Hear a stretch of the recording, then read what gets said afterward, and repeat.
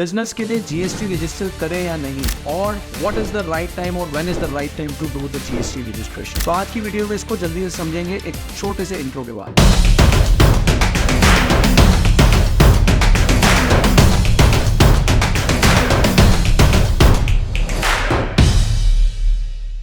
तो सभी को मेरा बहुत बहुत प्यार। Once again hello everyone, this is doctor Ujjwal जो founder and CEO of a leading technology and digital company iSouls group. बहुत जीरो से सफर को शुरू करने के बाद ये बहुत सुंदर बिजनेस सीरीज आप सब लोगों को समर्पित है जो पूरे के पूरे दिल से अपने लाइफ में कुछ बिजनेस और स्टार्टअप को करना चाहते हैं। तो मैंने अपने एक्सपीरियंसेस, अपने फेल्योर, सक्सेस से वो सारी चीजें जो हाथ जलाई है वो आपके साथ साझा कर रहा हूँ। और वही सबसे बड़ी स्पेशलिटी है इस चैनल की, it comes from the horses mouth. जो मैंने जलाया है वही आपसे शेयर कर रहा हूँ। तो अभी तक आप बिजनेस में लीगल स्ट्रक्चर कैसे क्या होना चाहिए, प्राइवेट लिमिटेड करनी चाहिए नहीं करनी चाहिए, वो सब समझ गए थे। तो अब जल्दी से स्टार्ट करते हैं वीडियो और समझते हैं जीएसटी रजिस्टर कराएं या नहीं कराएं। तो देखिए सबसे इंपॉर्टेंट बात क्या है जीएसटी के कंटेक्स्ट में। कायदे से तो जीएसटी को तब कराना चाहिए जो ऑलरेडी गवर्नमेंट की कुछ गाइडलाइंस हैं, आप कब इस जीएसटी ब्रैकेट में आते हैं, जब आपको जीएसटी मैंडेटरी है। तो अगर मान लेते हैं आप मैन्युफैक्चरिंग इंडस्ट्री में, तो मैन्युफैक्चरर्स के लिए there is a threshold limit of 40 lakh rupees and above annual turnover. अगर आपकी एनुअल टर्नओवर 40 लाख या उससे ऊपर हो गया तो जीएसटी मैंडेटरी है। अगर आप सर्विस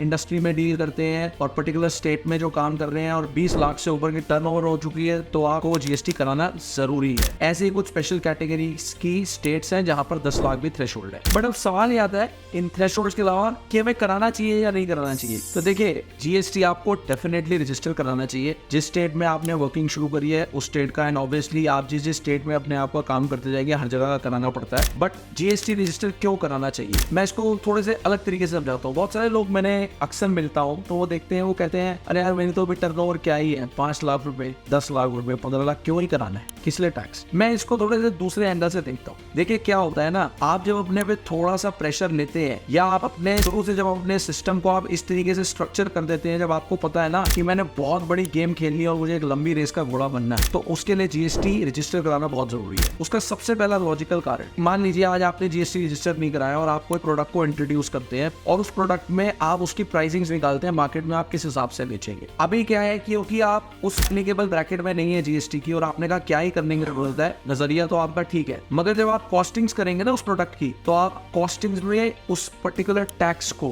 कंसिडर नहीं करेंगे जो भी एप्लीकेबल है, 18% है, 5% है, जो भी आपके कैटेगरी और बिजनेस के हिसाब से एप्लीकेबल है। तो जब आप कंसिडर नहीं करेंगे और कल को जब आपकी सेल्स बढ़ जाएंगी उस समय जब आपको जीएसटी बढ़ाना होगा या लाना होगा तो आपको बड़ी दिक्कतें होगी। जब आपका मकसद क्लियर है, काम बड़ा करना है, छोटा काम करना नहीं है, तो क्यों ना डे 1 से किया जाए, सो दैट डे 1 से ही जो टैक्सेस वाला पार्ट है आप अपने प्रोडक्ट सर्विस की प्राइसिंग में जोड़ करके चलो, स्ट्रक्चर पूरा वैसे ही बच जाएगा। दूसरा जो बहुत बड़ा एडवांटेज और बहुत इंपॉर्टेंट चीज है, देखिए क्या होता है कि जब आप कोई भी अपना बिजनेस स्टार्ट कर रहे हैं तो ऑब्वियसली आप बिजनेस के लिए अलग अलग सामान परचेज करेंगे। मान लीजिए आप कंप्यूटर परचेज करते हैं, एलईडी परचेज करते हैं, बेसिक चीजें, जितनी भी आप चीजें लेते हैं, लैपटॉप लेते हैं, सब पे जीएसटी लग करके आता है। जब आपने डे 1 से जीएसटी लिया होगा तो आप उस जीएसटी का इनपुट ले पाएंगे। इनपुट का मतलब होता है वो पैसे आपको टेक्निकली एक फॉर्म में रिफंड हो गए, क्योंकि जब आपने अपना सामान बेचा आगे लोगों को, बेचने के बाद आपको एक्चुअली में आपने उनसे टैक्स लिया बट आप भी पहले से टैक्स दे चुके हैं, तो उसको हम इनपुट बोलते हैं। हर जगह पर इनपुट आप नहीं ले सकते, हर कैटेगरी में नहीं ले सकते, उसकी भी अलग अलग क्लॉजेस है, उस पर मैं डिटेल में बात नहीं करूंगा। बट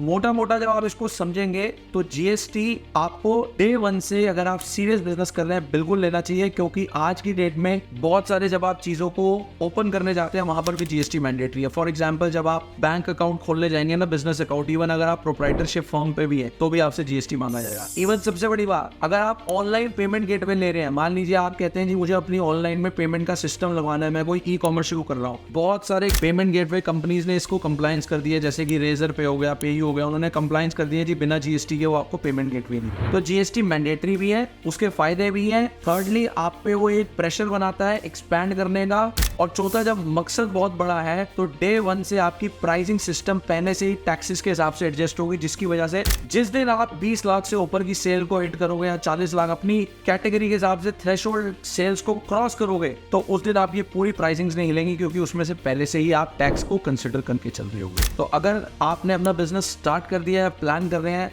तो do get the GST registered. और पूरी वीडियो देख करके अभी भी अगर कोई डाउट रह गया हो तो कमेंट में लिख करके जरूर शेयर कर देना और आपका क्या एक्सपीरियंस रहा वो भी ज़रूर लिखना कमेंट बॉक्स में। और इसी तरीके आगे बढ़ते चले जाएंगे। नेक्स्ट वीडियो के लिए बने रहना। अभी तक सब्सक्राइब नहीं करा तो जल्दी जाके सब्सक्राइब कर दो और बेल आइकन दबा देना ताकि सारी की सारी फीड्स आपको मिलती रहे। और नेक्स्ट वीडियो में मिलते हैं एक नेक्स्ट पावर पैक चीज़ के साथ जो आपकी कड़ी को अगले लेवल पे ले जाएगा। आप देख रहे हो ना, कड़ी बाई कड़ी चल रहे हैं हम सारी वीडियो में, तो आपको नेक्स्ट लेवल पे ले जाएगा ताकि आप बिजनेस की और रफ्तार को पकड़ लें। तब तक के लिए धन्यवाद, थैंक यू, जय हिंद, जय भारत।